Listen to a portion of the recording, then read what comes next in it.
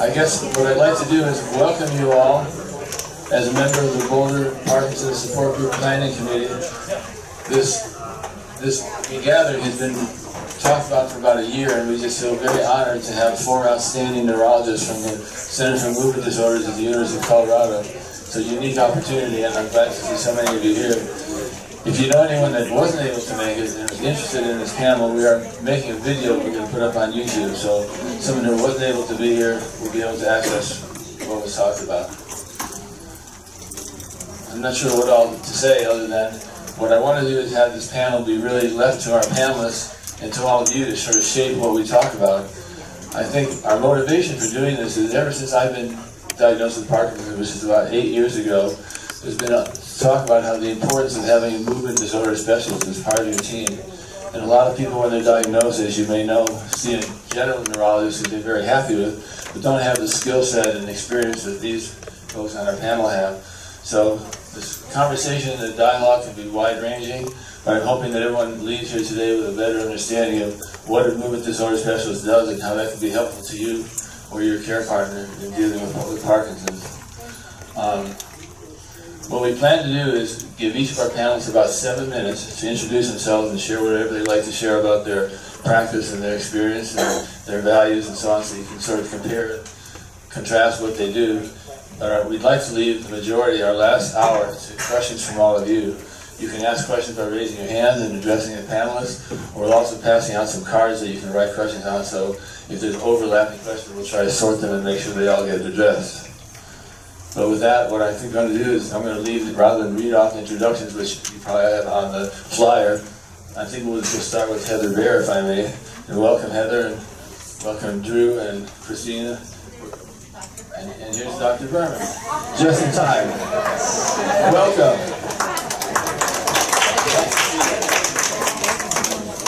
So it looks like we fit almost everyone in here, which I'm thrilled about.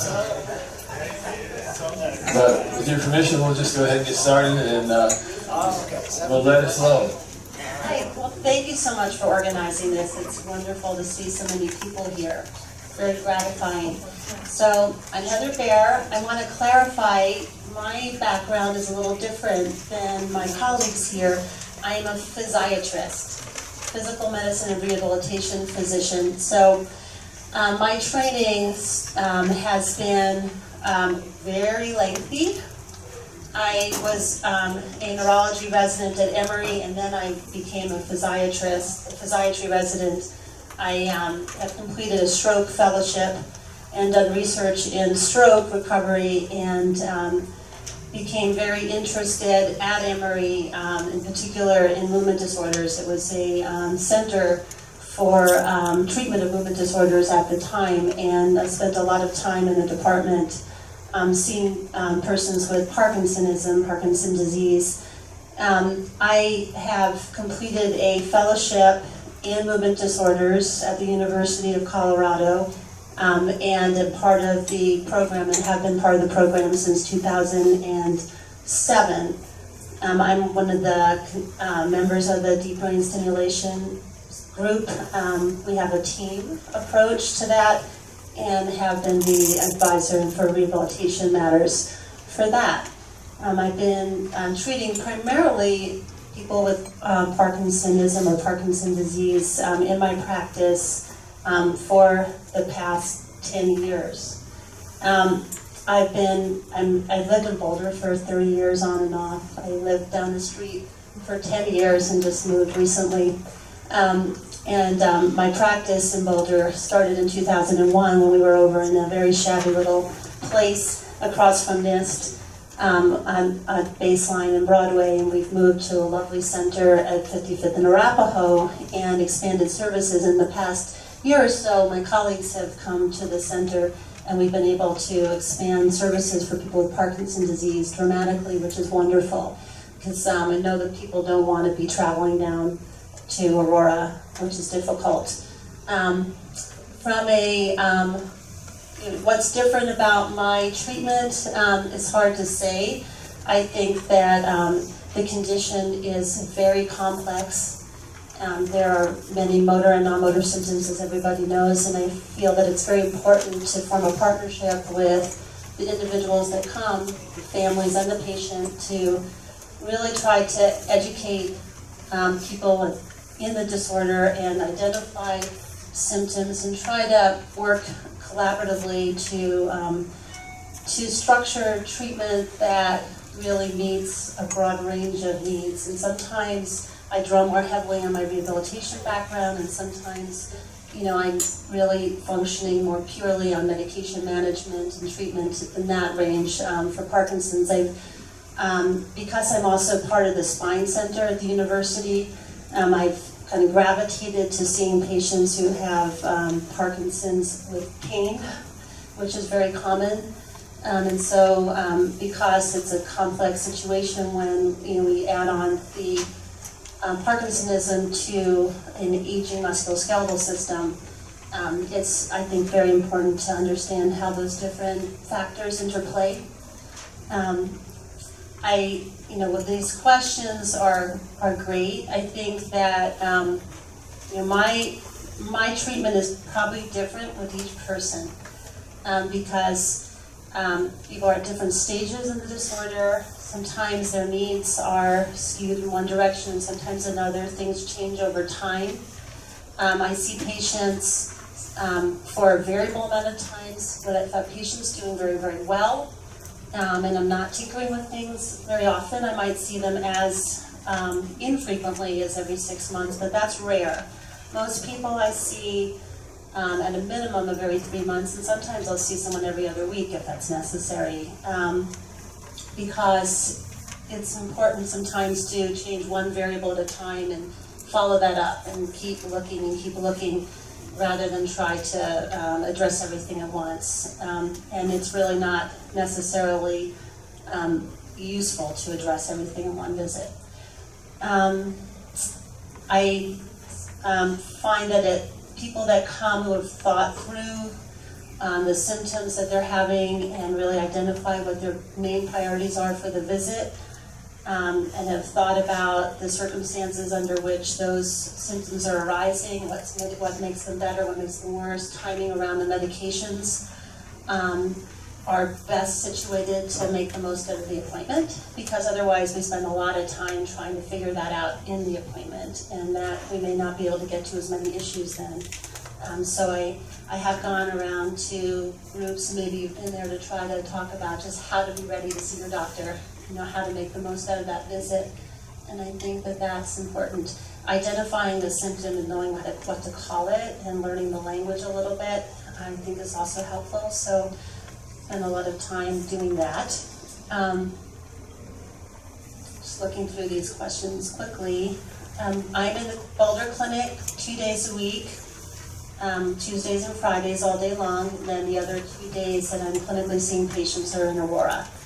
It's usually not that hard to get in to get an appointment at this point, and we can fit patients in when necessary, you know, because things come up. And I think I'll just pass to you for now and come back around when people have specific questions. Thanks. Thank you for inviting me up here. Sorry I came in a little late. I was traveling from Aurora, so there's some traffic out there. But also, usually as a last name B, I'm kind of first, but it's kind of nice you got to start off. I guess we're sort of in alphabetical order here, so I didn't have to start things off, so that's good. All right, so just to tell you a little bit about me, that's what I get a few minutes here to do. So I am originally from Albuquerque, so just south of here, and moved, actually I got a physics degree and moved to Boulder in 1992. So I was just thinking this morning that was 26 years ago that I moved to this beautiful place, which I'm sure you guys love as well. So this is a, you know, it took a little path to get into medicine as well. I went into something called medical physics first, and then worked up in northern Colorado, doing what a physicist does in medicine, which is working on both helping with the imaging aspects of radiology. So diagnostic radiology requires physicists to be helping program those imaging machines and such. and processing the imaging data, as well as treating cancer with radiation. And so I did that for several years up in northern Colorado until I realized my passion was more in neuroscience and neuroimaging, and so I went back to medical school here in Colorado, and then I did some my residency training in neurology at the University of California, San Francisco. And I worked on the East Coast, National Institutes of Health for a couple of years, developing my research program, which is in neuroimaging for Parkinson's as well as dystonia. And then came back here to Colorado. I was able to join the faculty at the University of Colorado back in 2010. So now I've been here about 8 years. I see, I wanted to mention that I see a number of familiar faces, but probably a lot more that are not familiar, so it's great to see so many people here. So yeah, I came here in 2010, and I have been working primarily at the Anschutz Medical Campus, and we just had this opportunity to come up here to the clinic here in Boulder, and so I guess that was almost a year ago already, if you think about it. Let's get that away, but then we came up here, so I've been seeing patients here. I also work at the VA, so I see veterans, and I have a clinic at the Anschutz Medical Campus in Aurora.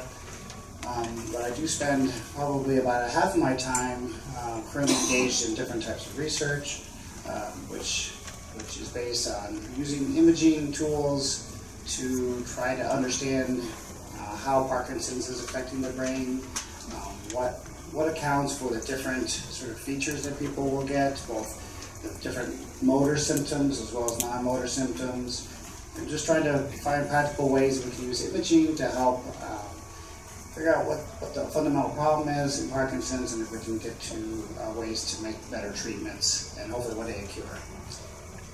I also do some clinical trial and some other types of research, but that's mainly what I do in Parkinson's.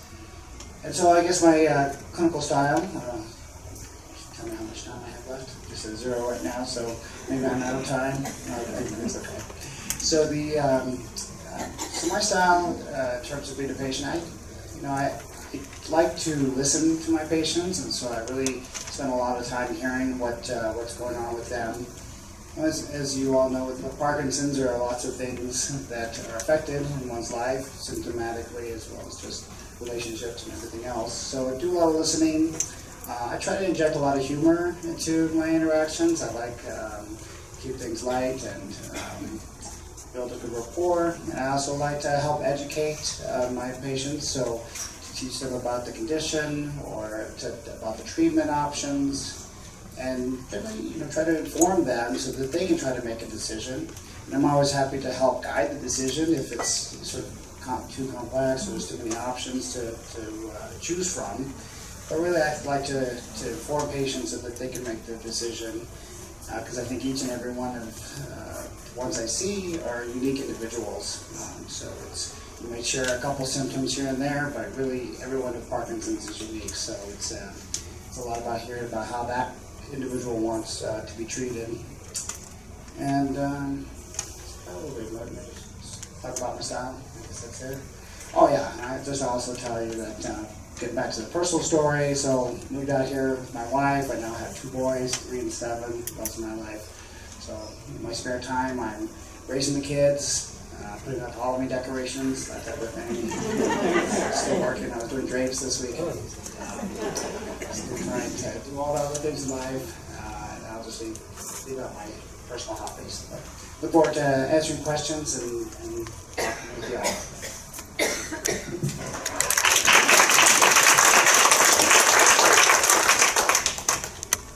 So good morning, everyone. So how many of you knew that we were in Boulder prior to the flyer coming out? So probably about a little more than half, so that's pretty good. How many of you see a movement disorder neurologist? So about half as well. And how many of you know the difference between a movement disorder neurologist versus a primary care doctor, geriatrician, general neurologist? So more so on this side, 2 on this side. We'll talk over here. So hopefully by the end of the day, you'll have a pretty good understanding about that as well. So we will provide flyers out to your group about how to make an appointment, as well as where we're located as well. We should have provided that to you before. I'll give you the telephone number. This is the general telephone number to be able to make an appointment. It's 720, and we'll give this several times, 848-2080. Okay, so but you also have this, we'll send it out via email and a flyer. Again, it's 720-848-2080. You can also call the Boulder Clinic directly. Yeah. And that's on the cards in the back. So, why don't we get started? So, how I typically conduct an initial appointment is I say, let's get to know each other. Because Parkinson's disease is not just a one-time appointment. I've got a sinus infection, give me some antibiotics, doc, and I'll see you down the road when I need you. It's a lifelong disease, and we really develop a lot of rapport with our patients. So part of the reason that we're doing this today is to kind of establish that type of rapport. But we also do that a lot of time during our first appointment. So with that, I moved out to Boulder when I was 18 to attend an undergraduate degree. I did that at CU. From there, I did a master's in science and neuroscience, and I was actually going on to more of a PhD track. I then met a girl, and she was going into medical school, and I said, that looks pretty cool. So I switched ones and said, it sounds like a better gig to me, and took pre-med classes and then went into medical school. I actually met Dr. Berman during my application process to medical school when he was a medical student at the University of Colorado. So we've known each other actually for quite some time. I went to medical school at the University of Vermont. I spent 3 years there, and then came back to the University of Colorado, completed a translational research year looking at stem cell application in Parkinson's disease and in Alzheimer's. After completing that 2-year stint, I then finished my 4th year, did my intern and residency at University of Colorado, did my movement disorders fellowship at University of Toronto, took the family, moved up there, we spent 2 years up there. During my last year of fellowship, I also completed a fellowship in deep brain stimulation and other surgical applications of Parkinson's disease. And got recruited back to University of Colorado, unfortunately. And I've been here now for just over 3 years.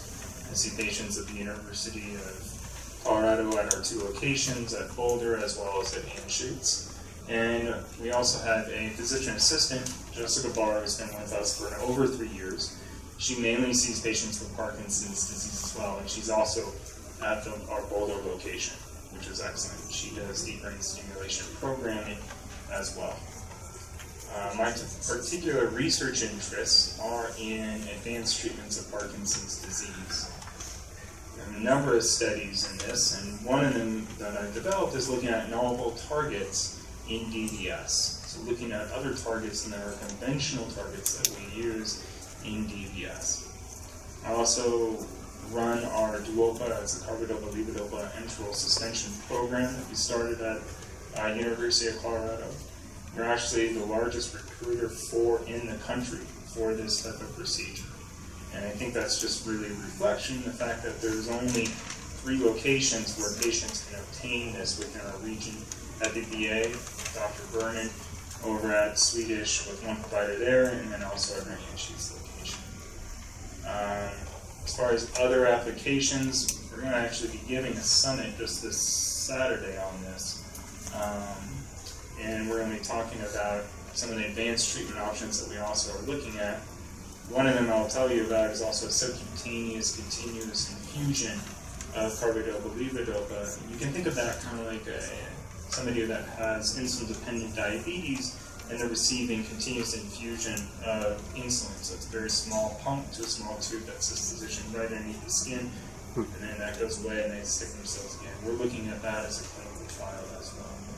I'll be happy to take more questions after Dr. Vaughn introduces herself.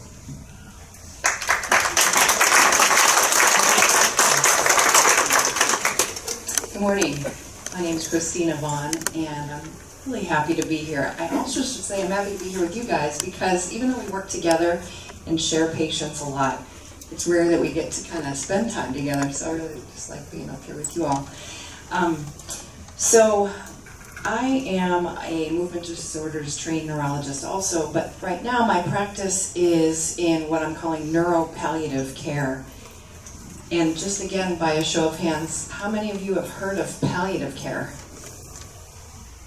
Thank you. A lot of people.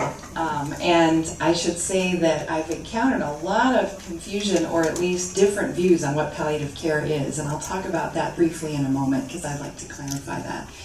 So just my story. I think palliative care really rests a lot in storytelling, and I love, as we all do, I think, to hear the stories of patients. Not just your story with Parkinson's, but the story before the diagnosis, who you are, what's important to you, what life was like, to put everything in context. So briefly, my story, which I don't often tell, with Parkinson's, started from childhood. My grandmother was diagnosed at 50, and my father was diagnosed at 45. And so it's just been part of my life, always. And I think that led me to pursue a neuroscience degree in college. And the 90s was the decade of the brain, so I felt compelled, regardless of my family history. And like so many of us, we had a very scenic trip to our ultimate job.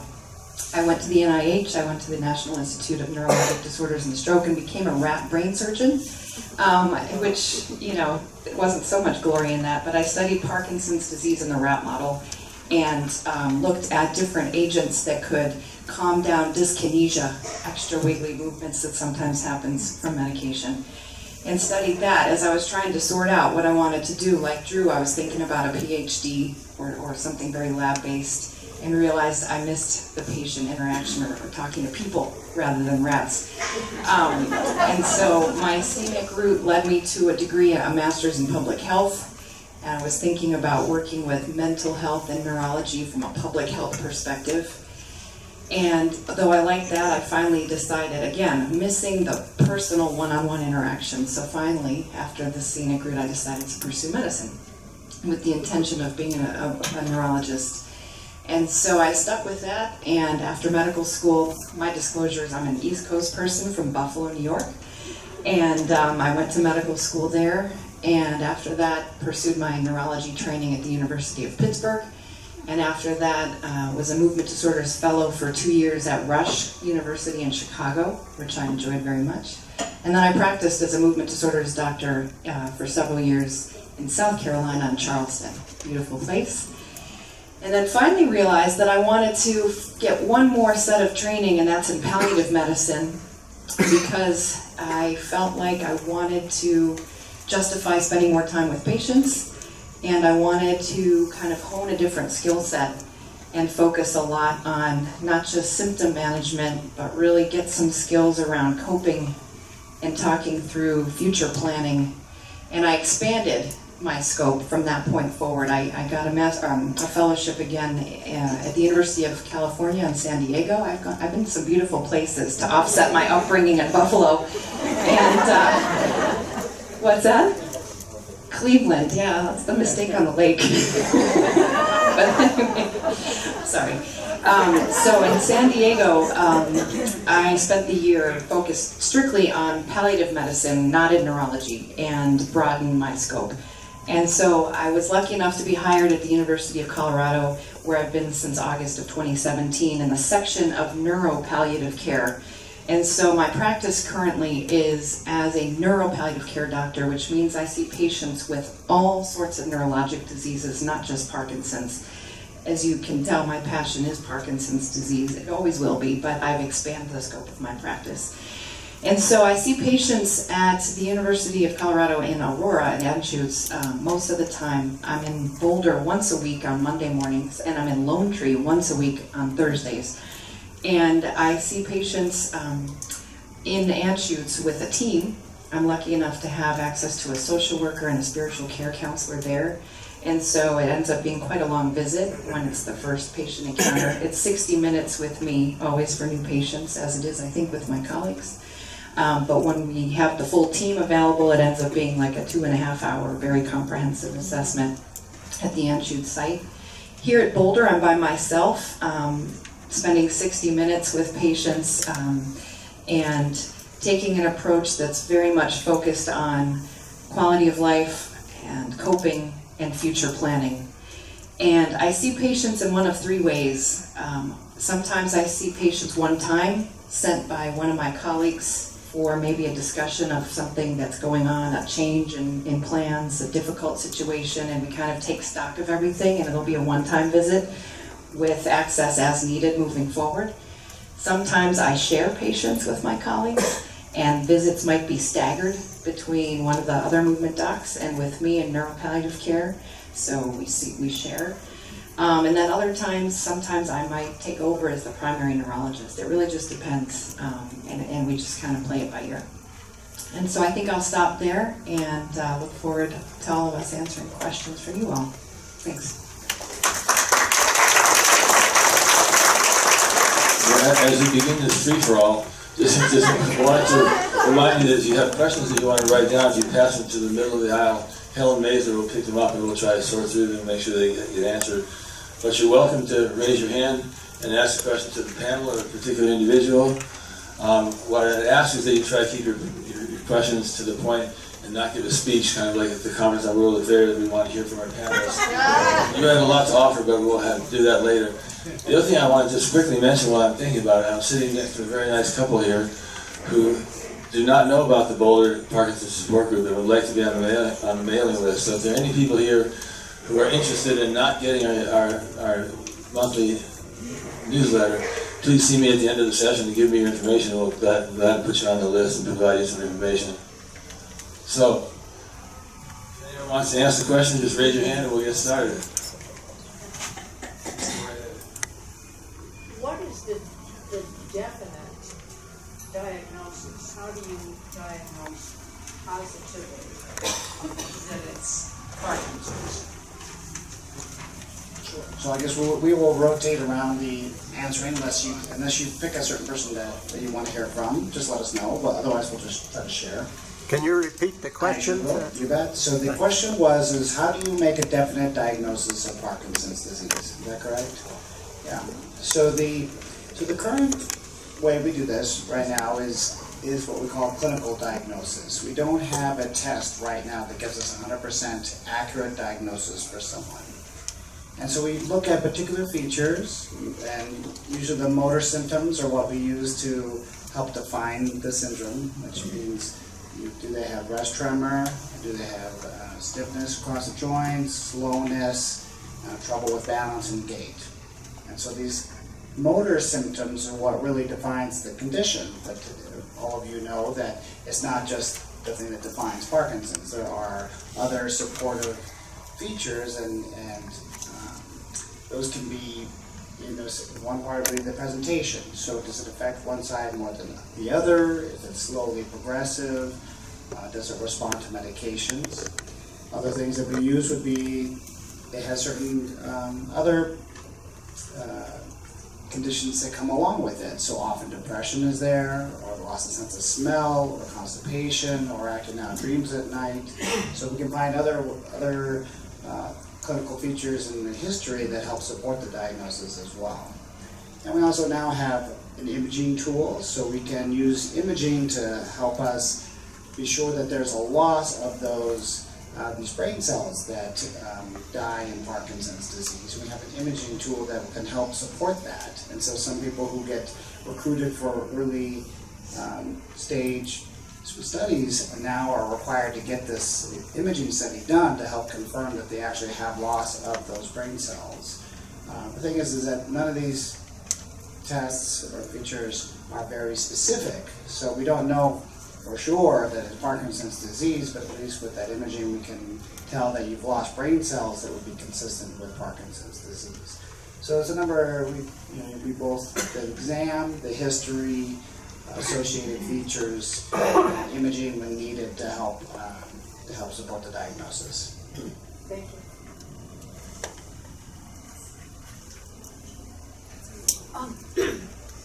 Well, first of all, Christine Hibbert, and thank you for being here. It's wonderful. My husband, David, has had Parkinson's for 11 years, still stage 1, and he is just now a retired family practice MD. He also was diagnosed with CLL, chronic lymphocytic leukemia. Have any of you worked with that, and what should we be careful about in terms of the CLL and the ramifications of Parkinson's and carbidopa, levodopa, and some of the other meds he has? I personally, maybe someone else has experienced the combination, and what comes to mind for me is not so much an interaction in terms of the medicines, but the fatigue that comes along with the CLL and Parkinson's and the Parkinson's medicines, which add to that. So that and possibly blood pressure related issues, I think, may be exacerbated. Not so much the fatigue, though. Yeah. Yeah. Which is already a problem, considerable problem in Parkinson's disease, and certainly a main feature in CLL. Well, he's a workaholic, so he's still consulting. Yeah. He won't stop, but like I the think rest of you. Mitigating that and coming up with strategies to manage that would be probably a big focus of treatment, from what I would presume. I'd like to add, I think this brings up a good point for a lot of other people. When there is another major diagnosis, it's crucial for your doctors to be in close communication. And you should insist that your neurologist and your oncologist, in your case, are exchanging notes, etc., all the time, And both physicians and whoever's involved in your care need to constantly be looking at your medication list and making sure there aren't any contraindications. And this applies to anyone with any other chronic disease, whether it's a heart condition, diabetes, and so on. It's crucial that there's good interaction between your doctors and your care teams. Thank you, that's really important, because we haven't done that, so, yeah. Another thing that comes to mind, which is something I've seen frequently in my practice, is that there's a tendency to blame all of your symptoms on Parkinson's disease, and it's understandable because Parkinson's is such a broad condition, but I've found patients who had severe anemia, significant spinal cord compression, and other things that they were attributing to their Parkinson's disease. So it's extremely important to educate yourself about the symptoms and signs that are related to Parkinson's, but to bring up anything that's new and unexplained, put it forward to providers, because this happens more frequently than I'd like to think. Are you on Nilo? You must, yeah. It's Nilotinib. I know it. So you might want to look into that and ask your oncologist. And the reason why is because there's a clinical trial actually using that medication as a treatment in Parkinson's disease that actually has a disease-modifying effect. So that's kind of that interesting realm of the two kind of being interchanged. Nilotinib. Thank you. And actually, Dr. Berman is one of the investigators of that clinical trial in Parkinson's disease at the university.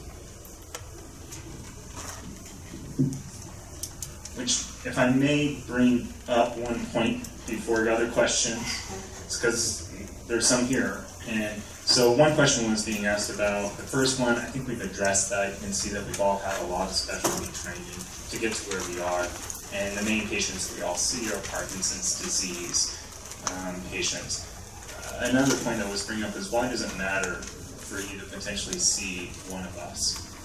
And I think one point with that is alluding to the point that I just brought up, is the possibility of clinical trials and research that is ongoing. At the university right now we have some very exciting research actually looking at disease-modifying treatments. So most of the treatments that we have, with the exception of exercise, they're really symptomatic treatments. It's kind of like you're coming in with strep throat, and I've got really good cough drops, right?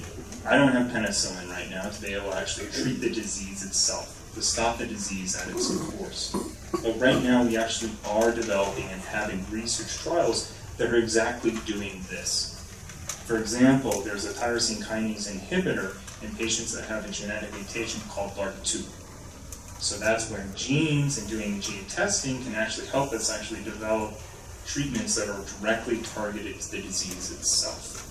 So this is one of the main advantages that you may have in seeing one of our cells. We actually also have some other antibody studies. So antibodies that basically like a vaccine that attack one of the proteins that is misfolded called alpha-synuclein to potentially stop the disease in its tracks. So these are in the early stages of development, but a lot of patients are very interested in them, as we are. In addition, we also have a lot of symptomatic treatments, and as I've already told you about, a lot of the more advanced treatment options. So those are one of the major advantages about seeing one of us in the academic realm. So, questions?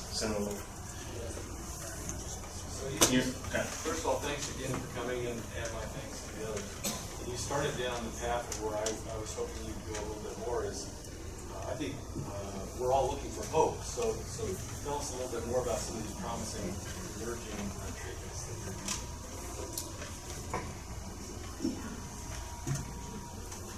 So let's start at the beginning. So if you look at disease-modifying treatments, okay, so the only treatment that we know about that delays the progression is exercise in itself. Now, the reason why does exercise actually delay the progression of the disease is up for a lot of discussion. So if you look at disease-modifying treatments, there are a total of 4 companies that have come out with antibodies directed against alpha-synuclein. And so in Parkinson's disease, one of the major causes is due to a normal protein that you have in your brain called alpha-synuclein. Unfortunately, for unclear reasons, this alpha-synuclein becomes misfolded. And when it becomes misfolded, it recruits more alpha-synuclein to become misfolded. And when it becomes misfolded, it causes cell death.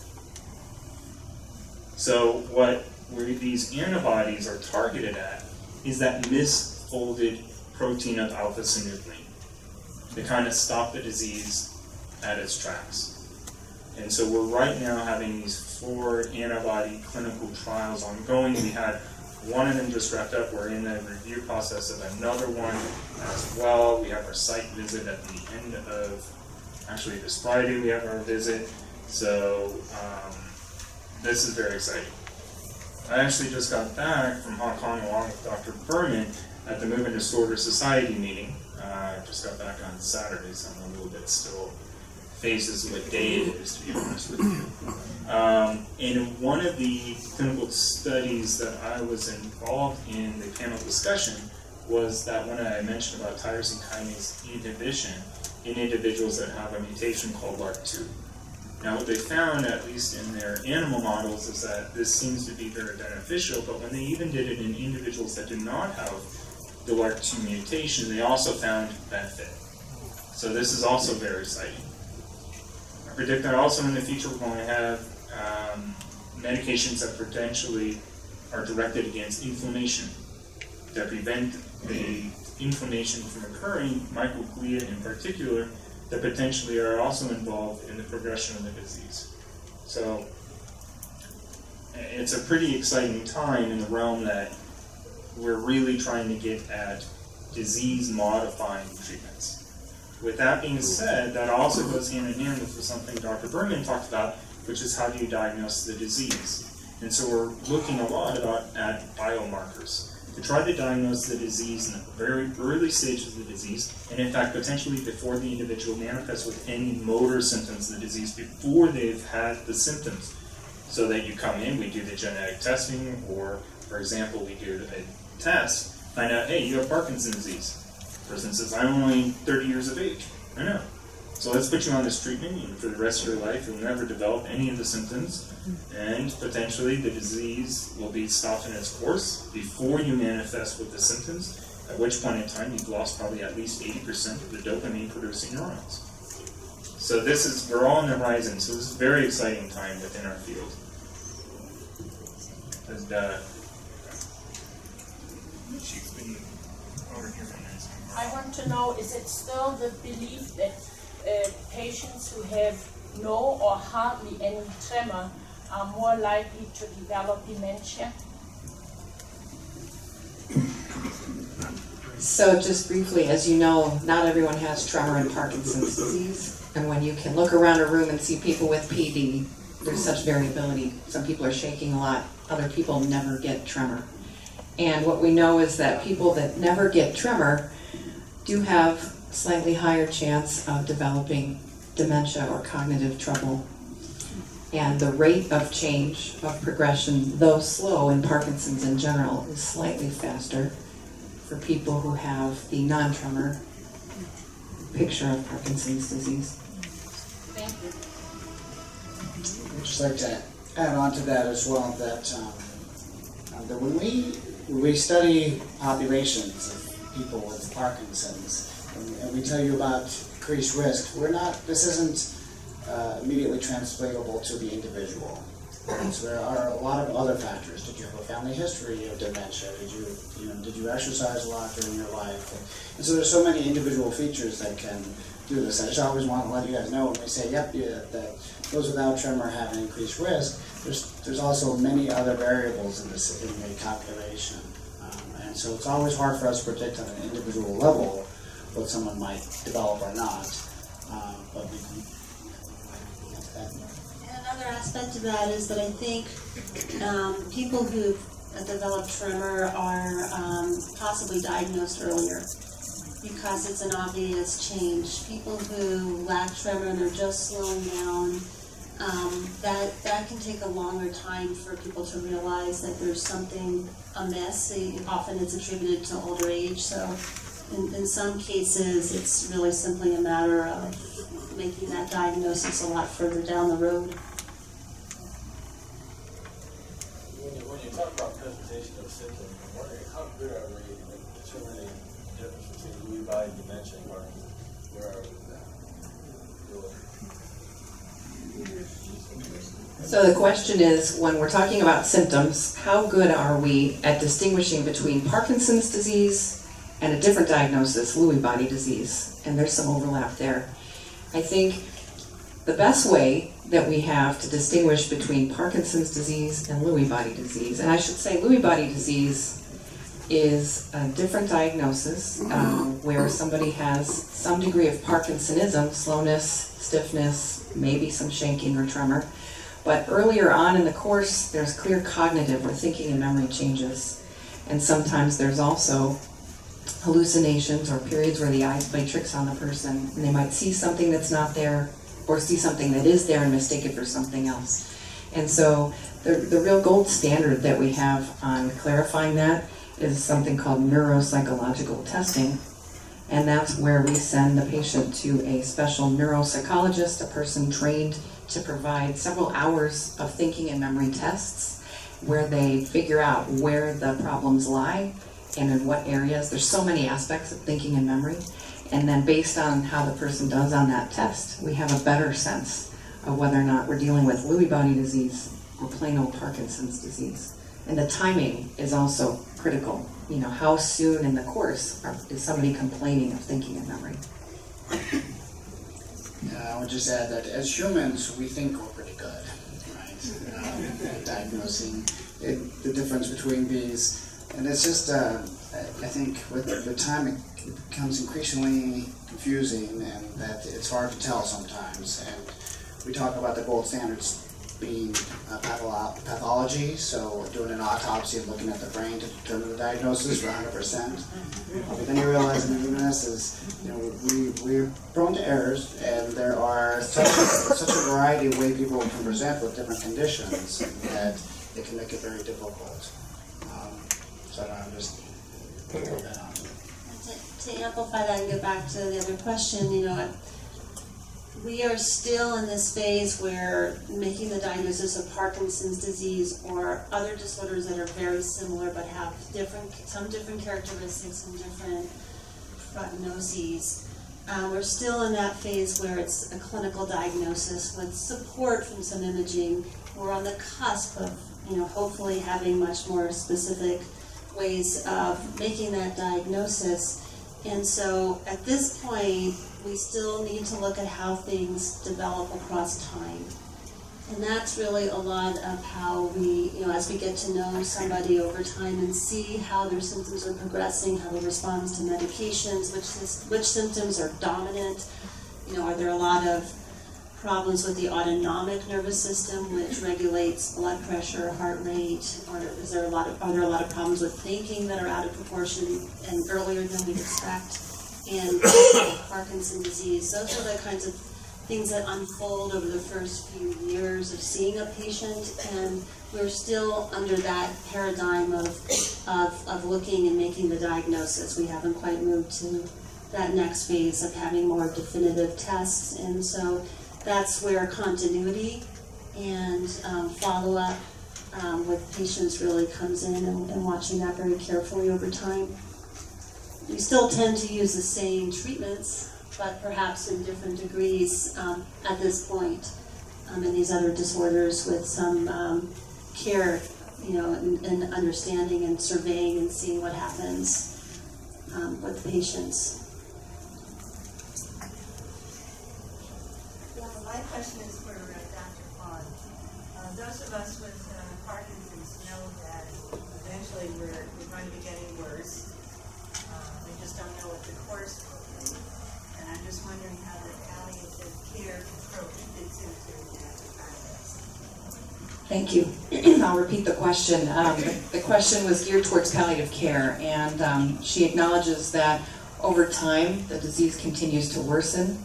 And how does the palliative care approach or a palliative care visit play into talking about prognosis and what happens at more advanced stages? Is that fair? So thank you for that question. I didn't get a chance in my intro to really clarify what palliative care is.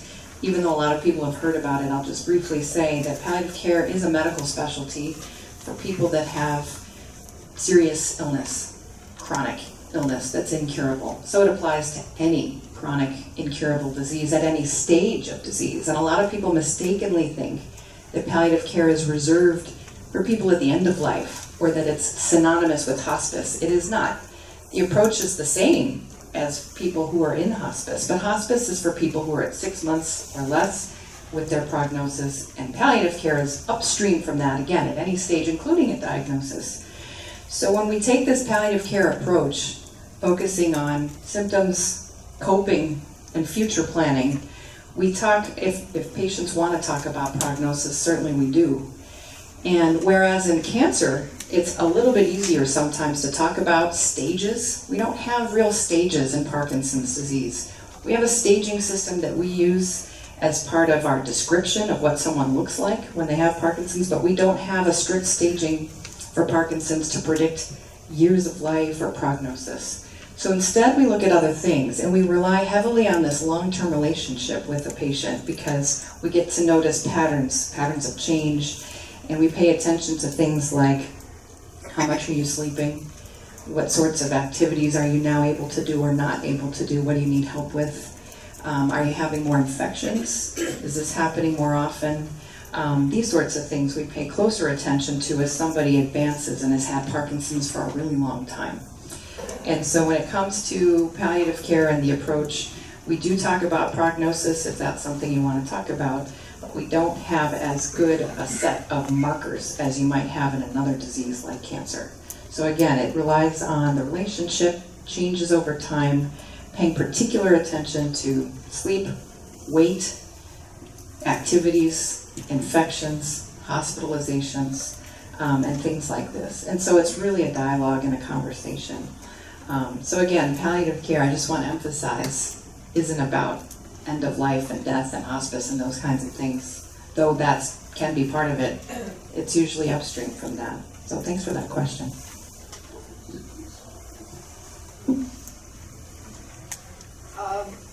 My question is twofold. One, do you see a lot of Parkinson's patients with neuropathy? And two, if you say exercise is very important for Parkinson's, it exacerbates neuropathy. So how does one exercise and not have a flare-up of neuropathy? Do you see the two together quite often in Parkinson's patients? and what can one do to fight that neuropathy, because it's a killer. Would you repeat the question? So the question was, do you see patients who have both Parkinson's disease and neuropathy? And given that people with Parkinson's disease have been told that exercise is extremely important, but some people have worsening of the neuropathy symptoms with exercise, that creates a conundrum. So what do you do about that? So that's a multi-part question. It's tricky. It became clear some years ago that long-term use of levodopa could actually cause neuropathy by interfering with the B12 pathway, and it's only been in recent years that we've insisted that patients are followed for that and are often taking B12 and folate supplementation to try to prevent that. Because that's certainly, so first of all, neuropathy, what is it? Let me back up. So neuropathy is a disorder in the function of very long nerves in your body that come out of the spinal cord and go out to the limbs.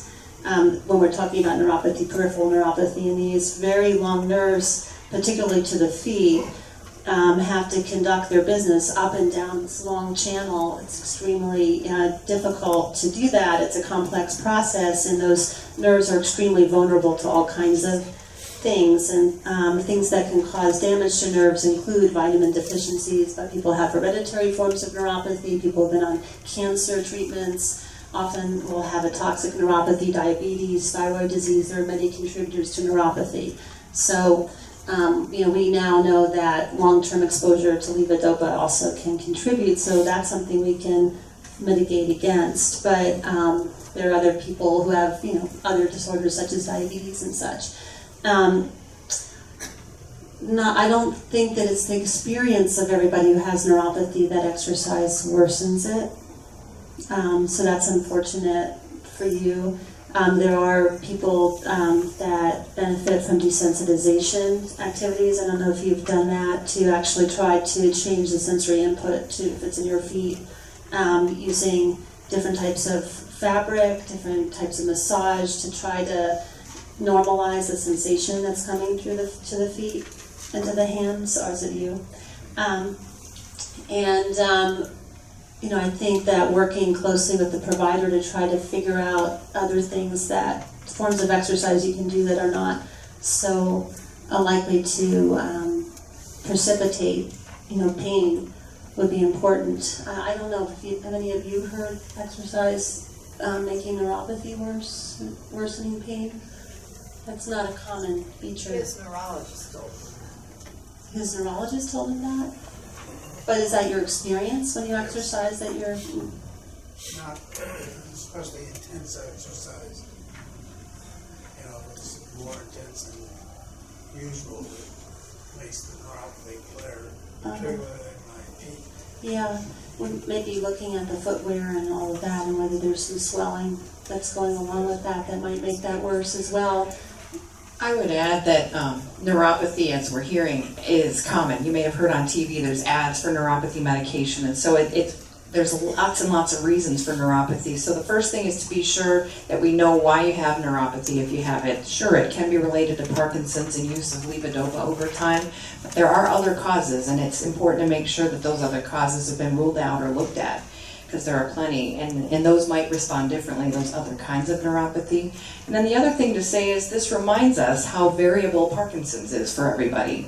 One person's experience can be quite different from someone else's, and so whereas cardiovascular exercise may not flare up neuropathy in someone with Parkinson's, it may for you, and we have to be humbled by the fact that it's different for everyone. And so our role would be to try really hard to work with you and find some sort of cardiovascular exercise that you could do that wouldn't flare up your neuropathy. Maybe doing it in shorter bits more often, maybe sitting on a stationary bicycle as opposed to something that requires standing, to really kind of think through that with you and find something.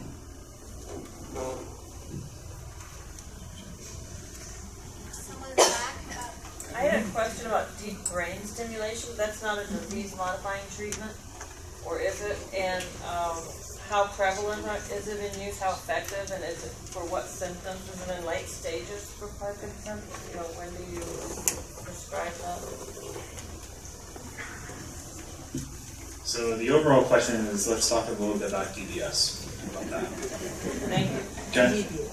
So deep brain stimulation, or DBS, it's been around for over 20 years. What that involves is implantation of an electrode deep into the brain. And there are three main portions of the brain that we may think about targeting: the IM, which is the thalamus, the GPI, locus pallidus, or the substantia, the STN, subthalamic nucleus.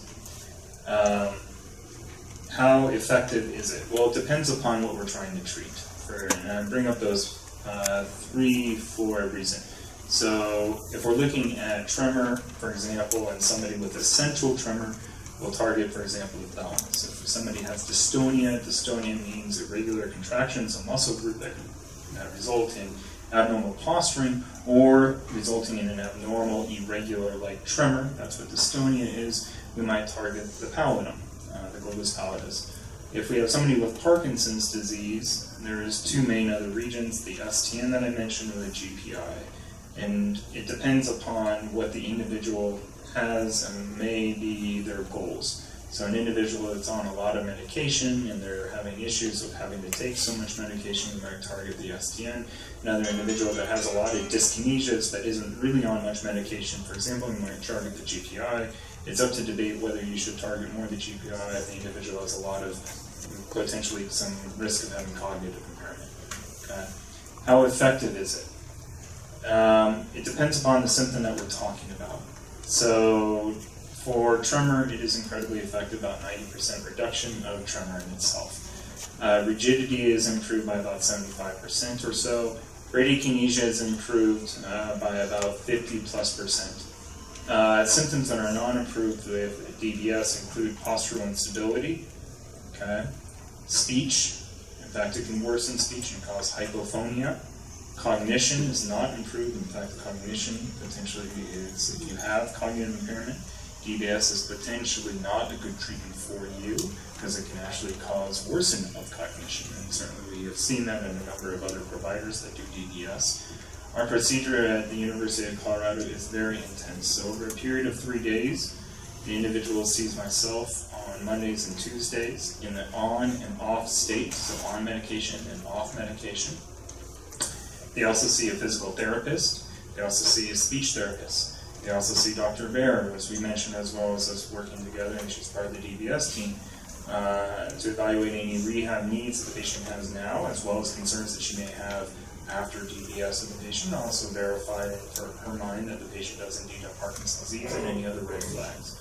The patient also sees a neurosurgeon as well. The patient has an MRI performed and has at least probably about 5-6 hours of neurocognitive testing that Dr. Vaughn had mentioned about, because we really want to make sure that the individual has no significant cognitive impairment. That would mean we may not consider the patient an adequate candidate. This whole entire evaluation process is done over a period of 3 days, Monday, Tuesday, Wednesday. Thereafter, every week on Tuesdays at 4 o'clock, we all meet around a big round table and we talk about the individual. Everyone is there and we go through the patient. So physical therapy is there, speech therapy is there, mood disorders, myself is there, neurosurgery is there. We have a neuroradiologist that reviews the MRI with the neurosurgeon as well. And we talk about, is this a thumbs up, we're good? Maybe not, what else do we need, or thumbs down and the reason why. We have a DBS coordinator that contacts and lets you know about the outcome. So that's kind of our evaluation process and basically a little bit about some of the outcomes of DBS. You asked about then when the timing. And this is very controversial, I'll let you know. And you're going to get a different answer depending upon the individual. The one thing that I can tell you is that we do not do DBS when the patient is basically so far debilitated because it's already kind of too late. We should have done it years before. And I use the analogy of the individual going along until they go over a cliff. The point is we don't want to do DBS when they're over the cliff already. Okay? The marriage has already suffered. The patient's no longer able to do the things they do like in life. Let's say the person's a fly fisherman, can no longer fly fish. Okay, that's too bad. The individual is, let's say, working. They're younger age of onset. Now they're not working anymore. That's too bad. Now we're trying to fight back to get them back to the way they were. So the point is we want to do DBS prior to them going over to this edge here. Okay. Now, it's approved to be able to do if the patient is 4 years into the disease, and that's based upon one study. It was called the early STIM study. But if you actually look at those individuals, the individuals in that were, what is this? Age requirement for DBS. Okay, we'll cover that. So, the early STIM study was actually done in individuals who were mid-50 years of age. Okay. It was also done in individuals who had a disease for 7 years in duration. And these individuals had more tremor. And so I don't really consider that really early DBS, and it's a very selective group of patients that this study was done in. Okay. As we had mentioned, we tend to offer DBS at least an individual has to have symptoms for at least probably 3 years, if not more. And the reason why is because we want to make sure that we're accurate about the diagnosis. As we've heard already, the only way we can actually diagnose an individual with Parkinson's disease is by a clinical assessment. The definitive way, as we've been talking about, is by an autopsy, and I get that wherever a patient agreed to having an autopsy, I can be confident about the diagnosis, although that would be very helpful. So, it's by clinical assessment. We know in the early stages of the disease there's many mimickers of Parkinson's disease. Hence, if we operate in somebody with PSP, for example, that's not a good thing because we can actually worsen the disease in itself. As we mentioned, those individuals, PSP, have a lot of gait impairment, and DBS is not a very good treatment. A lot of those individuals with PSP also have potentially cognitive impairment, and now have done harm, which is our number one rule, is to do no harm. Okay? So that's why we kind of delay at least 3+ years into the disease course. The assessment on-off is also to evaluate the patient. So I've had a patient, for example, they came in on-off, and I knew pretty quickly that this patient actually didn't have Parkinson's disease. She had multiple system atrophy, which is another mimicker disease of Parkinson's disease, an awful disease in itself.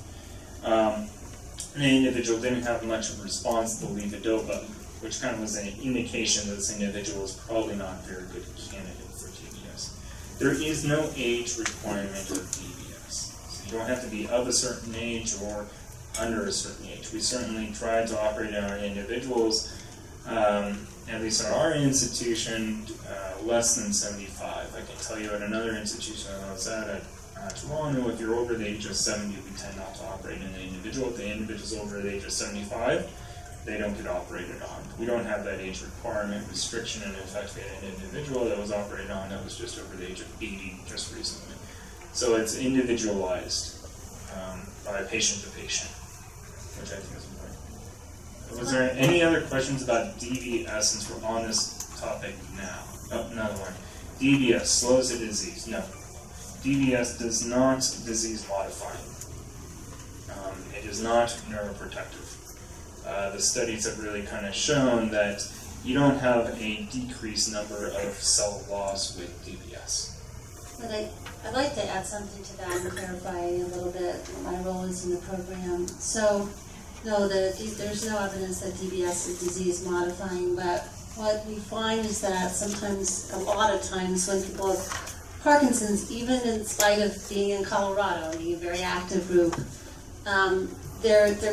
people develop secondary issues, particularly deconditioning, social withdrawal, related to the Parkinson's, doing less and less, and that adds to the disability.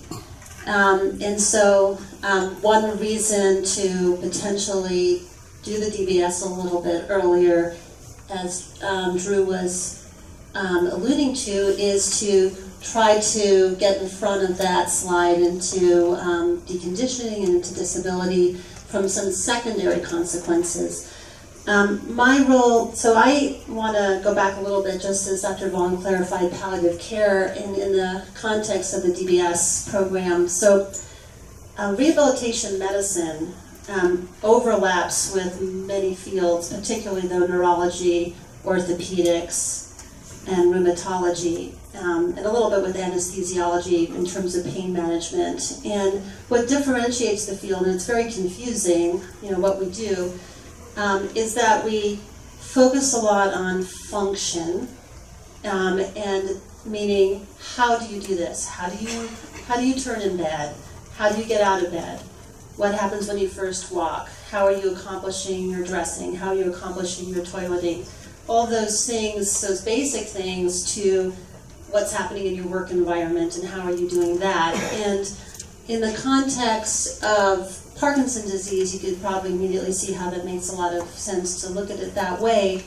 In the sense of the DBS program, it's not infrequent that people will come and they don't just have Parkinson's disease, but they also have lumbar stenosis and sciatica or osteoarthritis of the knees, and that's impacting their function as well. And part of my role is to, yes, try to convince myself that this is Parkinson's disease, because that's important, but also to identify what other processes are going on that are impacting function, and how those processes are related to the goals that that individual actually has for the DBS. So for example, if somebody comes and they say, I want to improve my walking, and I look at them and I realize the Parkinson's isn't the main problem with the walking, it's that osteoarthritis of the knee or their lumbar stenosis or something like that, it's important to try to address that, whatever that entity is that's impacting their function, but also educate them about that and make sure the team understands that, because we want to make things better. We spend a lot of time, our process in the DBS program is very, there's a lot of visits, there's a lot of different people you see, because we're very interested in the outcome being what the person wants, is hoping for, and also in identifying what their goals are and making sure that what we can do matches those goals is very important. And so from a rehab standpoint, my role in the DBS program is identifying what other things are going on and what we should, what should we be working on. If a patient is responding well to levodopa, what is the advantage of doing DPS? There may not be a need to do the DBS. The problem is, a lot of people know, is that responsivity becomes more problematic. There are side effects from the medicine, especially multiple medicines. There tends to be more of a roller coaster in terms of response to medications that occurs as the disorder progresses, where people, even though we've got longer acting medicines now and we have more opportunities to provide other advanced treatments, as Dr. Kern was talking about, there are a lot of people that are still on this roller coaster where they're fluctuating quite a bit across the day, and that can be quite debilitating, taking medicines frequently and accruing side effects. My diagnosis is MS, and my doctor is Dr. Enrico Alvarez down at Anschutz. And my difficulty is a movement disorder. That's my major effect. I have all the symptoms and diagnosis of MS. But the thing that affects my life the most is not being able to walk anymore. And so my question is there any interaction between the movement disorder folks and the people who are dealing with this same issue with MS? And I mean, there are studies going on, and there are even studies advertised now here in Boulder that deal with movement problems. Right, so is there any? There has been, there are some people, not very many, who have outflow tremor, have problems with upper extremity movement, who have undergone DBS surgery for that. Those are few and far between, I know. As far as gait disorders, walking problems, we do see people occasionally in the movement disorders clinics who have walking problems from another diagnosis. That's generally not considered the type of movement disorder that ends up in that clinic. I personally see a lot of people with MS because I'm a neuro rehab doctor and I am part of the MS program. But people with just walking problems related to another diagnosis do sometimes end up in the neurology MS clinic as well. Were you going to say something? Yeah, just to add a few things. So the question was, she has MS, multiple sclerosis, not Parkinson's disease, but the problem that you have is with walking, probably with balance and so forth. MS and other neurologic diseases can have some overlap with Parkinson's. And while as movement disorders doctors, we claim Parkinson's disease and Huntington's and tremor and certain walking problems and a few other things, there are MS specialists and other neurologic disease specialists. In your case, we would see you for, as a movement or a rehab movement doctor, we would see you for walking problems, or there's also spasticity, which can happen in other diseases too, that we as movement disorders docs see patients for. That's a tightness of muscles, similar to the tightness of muscles in Parkinson's, but a little different. And we can offer treatments for that as well in the form of medications or even botulinum toxin or Botox injections, which we all four of us do. And this is a treatment used in MS, in Parkinson's, and a variety of other disease states for things like tight muscles, dystonia, which Dr. Kern mentioned, which can be a sustained muscle pulling or tightness. Sometimes it can show up like a tremor. We can try and treat some of those with Botox injections in MS and Parkinson's and other things. We can even, just as an aside, try and treat drooling when people have too much saliva production as part of their disease state. We can try injecting the salivary glands, little injections with Botox for that as well. So there is some overlap between Parkinson's and movement disorders and other neurologic diseases, and sometimes we do share patients. I think all of us have probably done that with Dr. Enrique Alvarez and others who take care of other diseases. So I think there are different treatment options available that we can offer in conjunction with your other neurologist.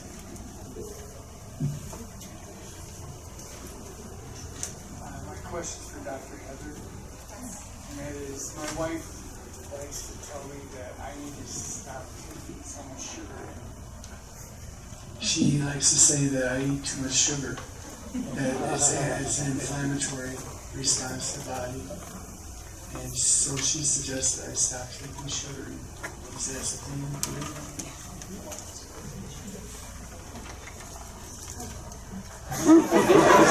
I can't say that I am a nutritionist.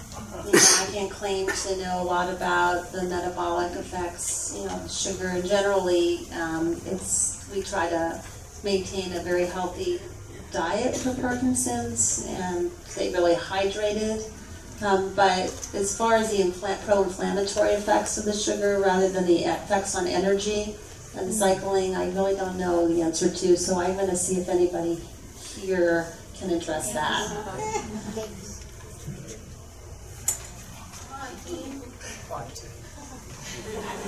All right, so I'll just give a broader answer, maybe a discussion, because we get asked a lot about supplements, probiotics, diet, those types of things. And I guess we have two sides generally. So one side is our allopathic medical training, and for at least I do, and others can speak for themselves, but for me to recommend things, I like to have some evidence of that. And we get evidence through various studies and trials and observations and case studies. There's different forms of evidence, and when we do that, then we have some guidance that we can offer. So for example, creatine, vitamin E, CoQ10, these are supplements that have been directly tested in Parkinson's patients in very large multi-center studies and not found in those studies to be helpful. And so those would be ones that we would say, well, we could try them, but they may, they're safe. They're not going to worsen Parkinson's. We've studied that, but it may not be helpful. But for you, you could try that. So some of these things. So we like to have evidence if we're going to make a recommendation. other parts that if you say, well, does sugar cause inflammation? These are tough things to actually test and to get an answer for. We all need sugar. Everyone, we have a carbohydrate source of fuel, and we have fat and other things that we need in our diet. And so it's like, we would probably advise the general guidance, which is don't have excess, right? So the keyword moderation for those types of things, if you don't have good evidence in terms of what it does to Parkinson's and inflammation. And I think that we generally tend to I think you were going to answer maybe on that, so she can expand on the glucose inflammation or not. But I think it's important to keep it in perspective that we don't have good information for those things, and you can try to reduce gluten or lactose or other things and see how you do and how you feel, because on an individual level that's going to be the best predictor. And when we talk about complementary medicine, which maybe you'll be adding to as well, I'll often say, we've studied, in a good manner, a variety of different kind of complementary medicines. So, for example, our colleague studied acupuncture to treat fatigue and Parkinson's, and that study turned out that the acupuncture it helped, but it didn't help any more than the sham acupuncture treatment. So both the treatments sort of helped. So what do you do with that information? You say, well, we don't have good evidence that it works better than not doing it, but people who received it did have some improvement. And so you can try that, and we would recommend, as long as it's safe and you tolerate it, it doesn't break the bank, then I try these things. So anyway, that's my catching answer. We got another one, Dr. Vaughn. Not so much an answer, just one thing to add. It's very common in Parkinson's to have a sweet tooth. And also some medications like the dopamine agonists, Requip or Mirapex, might even perpetuate that. So I hear this a lot, that people are really having a lot of cravings with sugar. And so if that's the case for you, you're not alone. I might interject. I understand there's some people in the back 2 or 3 rows who raise their hand and haven't been heard some, so raise your hand real high and we'll get to you. Sam? I had several questions. How does anesthesia affect PD and also ADHD? Emphasis on the age.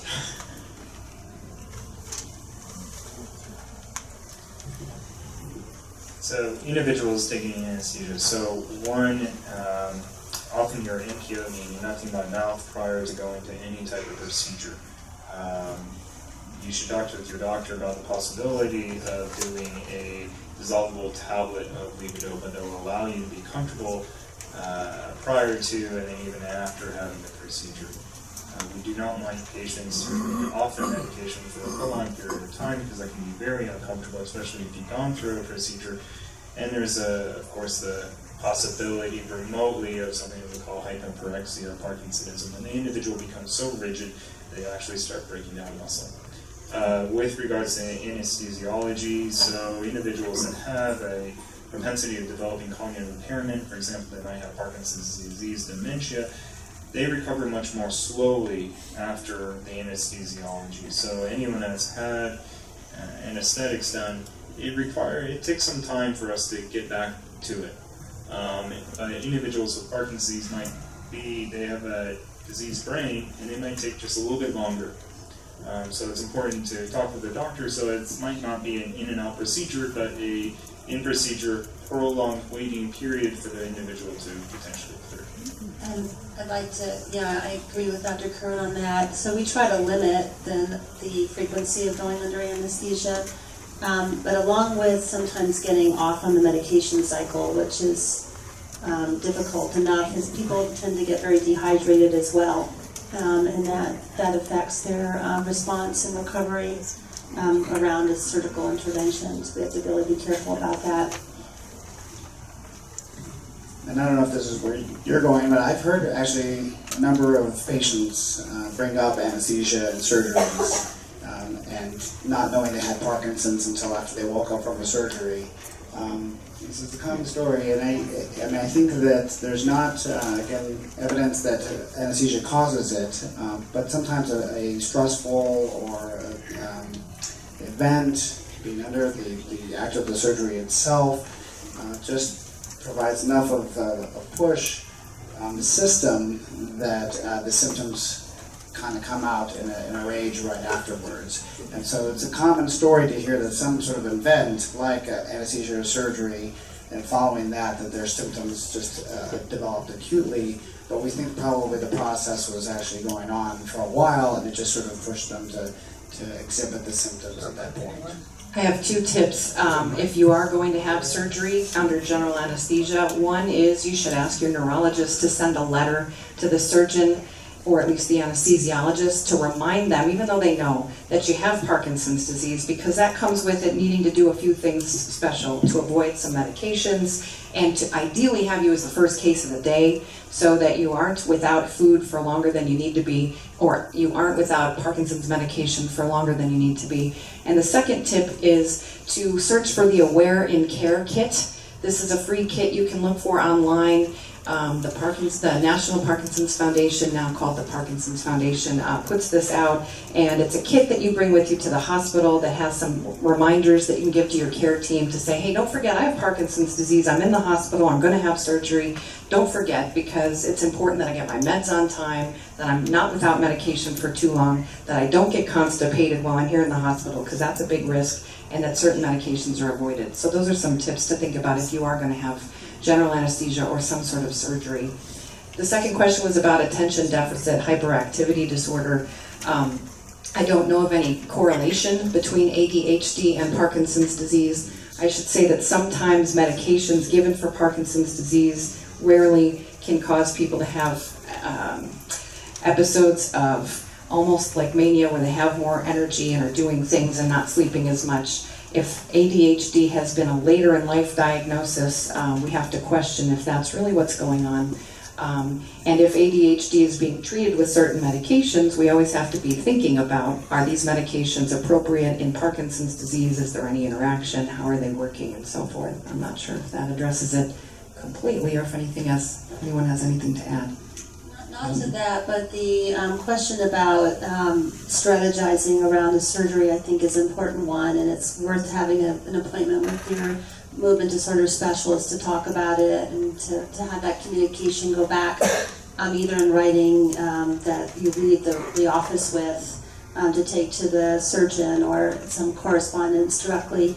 But the other, something similar but yet unrelated, is travel, international travel or across time zones. I think that's also important to go in and talk to your provider and to kind of think about how you're going to manage that, timing of the medicines, logistics and around mobility and access and those sorts of things, and really kind of have a plan about how to handle that beforehand. Not to San Diego, across it 1 or 2 time zones, but if it's really going to be a big trip, I think it's worth having a thoughtful plan around that.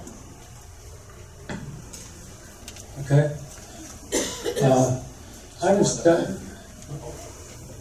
I'm on.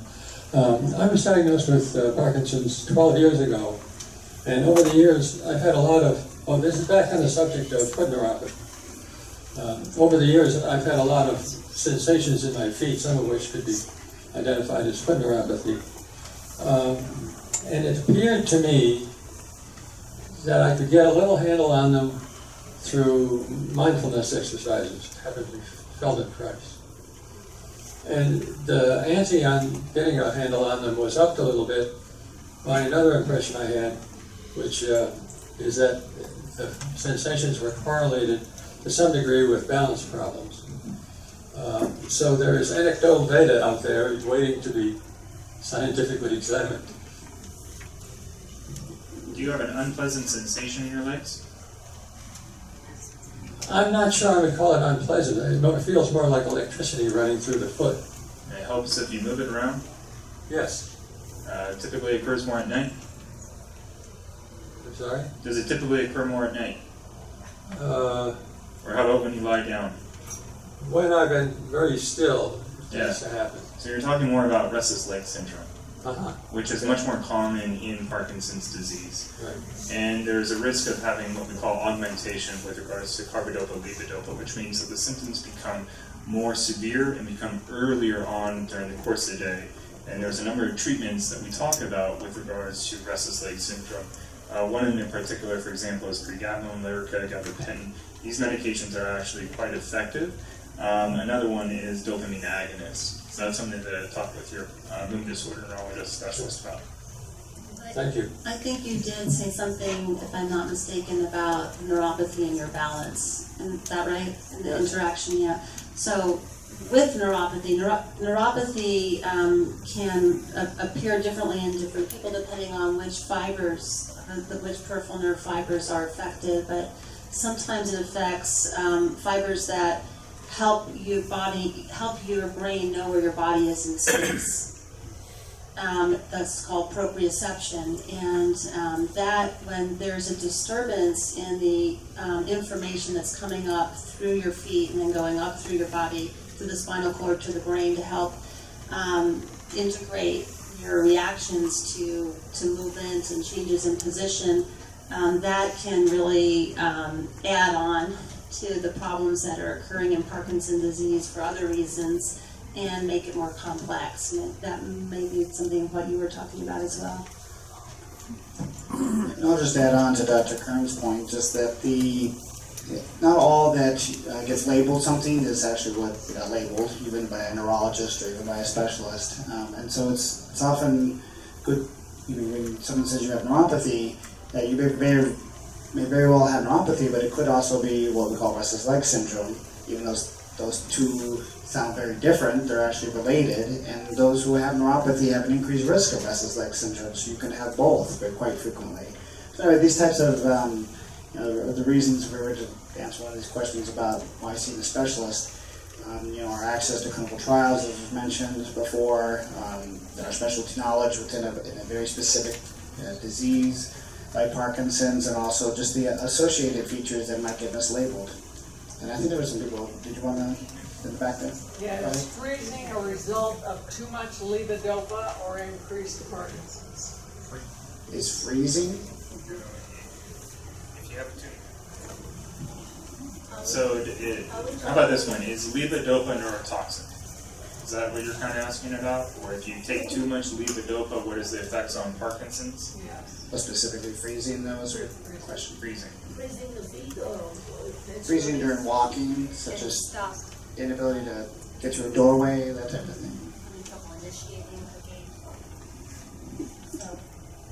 Yeah, in general, freezing early on in Parkinson's, very early on, can be responsive to some of the dopamine medications we use. So there's probably some element that is related to the dopamine loss, but then as the condition progresses, it's usually not responsive to the medications and not really caused by it. So I would say at that point, it's more the disease has progressed. And one thing we get very focused on is dopamine in Parkinson's disease, because that's one of the prominent issues, is a loss of these dopamine cells, and the response that we get from our dopamine medications. But it turns out Parkinson's is more complex, of course, and other brain regions are affected. And so these are brain regions that contribute to freezing are probably not the typical dopamine parts of the brain, that they use other neurochemicals to communicate. And so we might try alternate medications to see if we can help the freezing, but it is a tough problem, and we often end up resort to what we call behavioral interventions and changes, trying to break up the walking pattern, do counting or mental distractions or physical distractions like marching or stepping sideways and those types of treatments. Using an assistive technology, there are technologies in development to try to help with that because it's such a difficult and resistant symptom. Excuse me, I'm going to interject if I may, and suggest that the last question comes from this gentleman who has had his hand up. But I'd like to say I know there's a lot of questions that have not been answered and are on cards, so we're going to try to summarize these and get some answers and put them in the newsletter so those of you who didn't get a chance to be addressed can be addressed.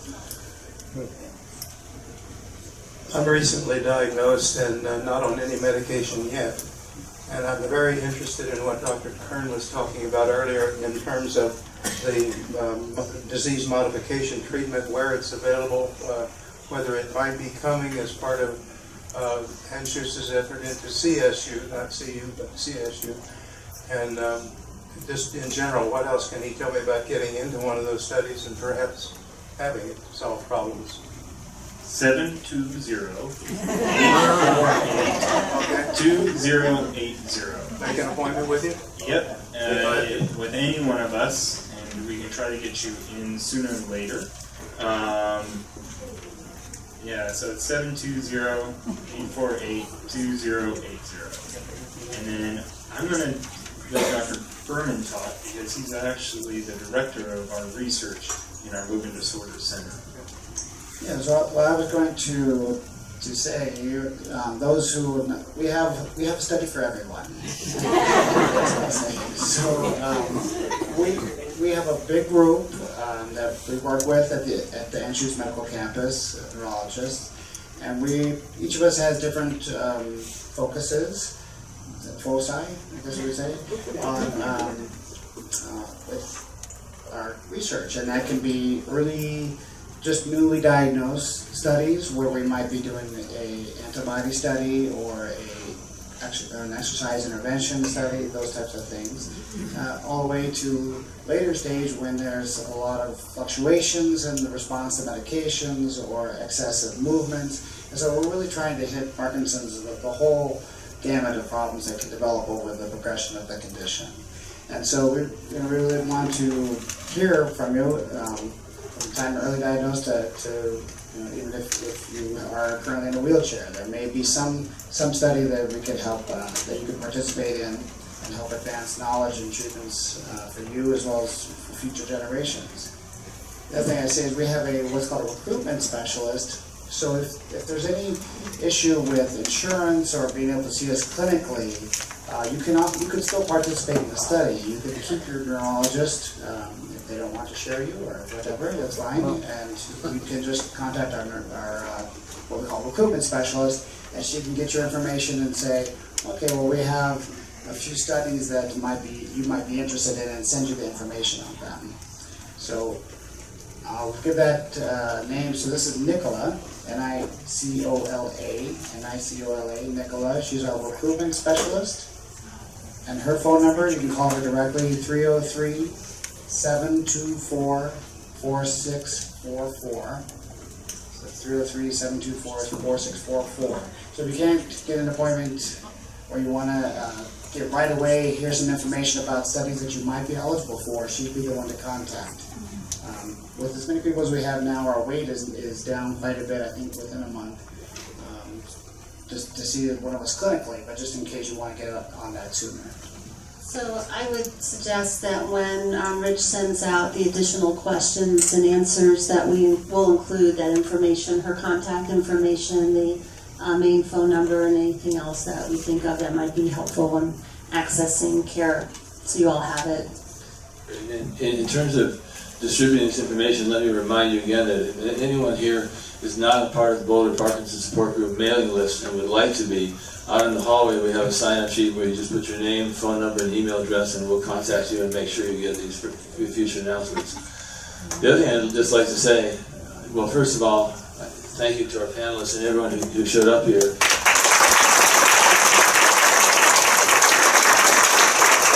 My wife and I have often gone to events in Paonia, Colorado. They have we made the big mistake of not building in a stretch break, and I know it's a long time to sit for all of you. So I'd like to invite you to do the Paonia style standing ovation for our panel. Thank